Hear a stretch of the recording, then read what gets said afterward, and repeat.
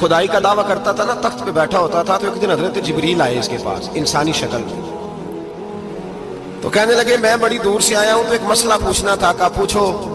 کہنے لگے ایک غلام تھا کسی بادشاہ کا، تو بادشاہ نے اسے تھوڑی دیر کے لیے ایک علاقے کی سربراہی دے دی۔ کتنی دیر کے لیے؟ کتنی دیر کے لیے ہمیں سربراہیاں ملتی ہیں؟ کیوں جی؟ تھوڑی دیر کے لیے ملتی ہے نا، تھوڑی دیر کے لیے سربراہی دے دی ایک غلام کو۔ ذرا بات کو سمجھیے، حضرت جبریل پوچھتے ہیں، کہتے ہیں سربراہی مل گئی، اب وہ مالک ہی بن کے بیٹھ گیا ہے، وہ بات ہی نہیں سنتا، اس کو تھوڑی دیر کے لیے بنایا تھا، وہ تو خدائی کا دعویٰ کرنے لگا ہے، آپ بتائیں اس کا انجام کیا ہونا چاہیے؟ یہ مسئلہ پوچھنے آیا ہوں۔ تو فرعون کہنے لگا اس کا انجام یہ ہے کہ اسے پانی میں غوطے دے دے کے مار دے۔ انجام کیا ہے؟ بولیے بولیے، کیا انجام ہے؟ کیا انجام ہے جی؟ پانی میں، اللہ اکبر، اپنی سزا تجویز کر رہا ہے۔ اس کی سزا کہ اسے پانی میں غوطے دے دے کے مارو ظالم کو، اسے تھوڑی دیر کے لیے بنایا تھا اور وہ چھائی گیا ہے، قبضہ ہی کر گیا ہے۔ حضرت جبریل کہنے لگے جی آپ لکھ کے دے دیں گے؟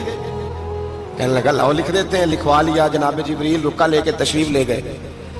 اب جب فرعون دریا میں آیا نا تو اللہ نے حکم دیا مل جا۔ جب دریا ملا چیخنے لگا تو حضرت جبریل آئے، کہنے لگے تیرا ہی فتویٰ ہے، یہ تیری سزا ہی ہے نا، ہم بھی بڑی سزائیں تجویز کرتے ہیں، یہ جھوٹا ہے جی، اس کا تو فلانا علاج ہونا چاہیے، تو اگر تو جھوٹ بولے تو یہ فلانا بڑا چاور ہے جی، اس کے ساتھ اس طرح ہونا چاہیے، تو اگر تو یہ کام کرے تو جو سزا تو لوگوں کے لیے تجویز کر رہا ہے تو اپنے بارے میں بھی سوچ۔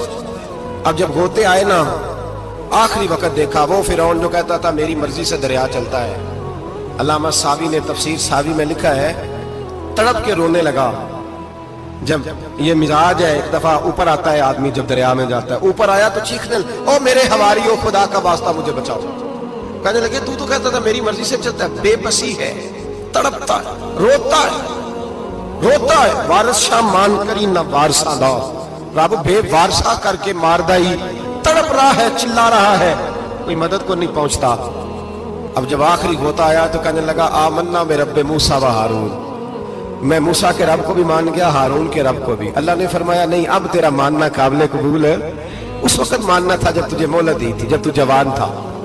بڑھاپا آتا ہے، بیماری آتی ہے، جوان آدمی بیماری کا شکار ہوتا ہے تو کہتا ہے یا اللہ ایک دفعہ صحیح کر دے میں ساری پڑھا کروں گا، ایک دفعہ ٹھیک کر دے میں مسجد میں رہوں گا، میں اگلے سال اعتکاف بھی کروں گا، میں ساری تراویحیں پڑھوں گا۔ تو اس وقت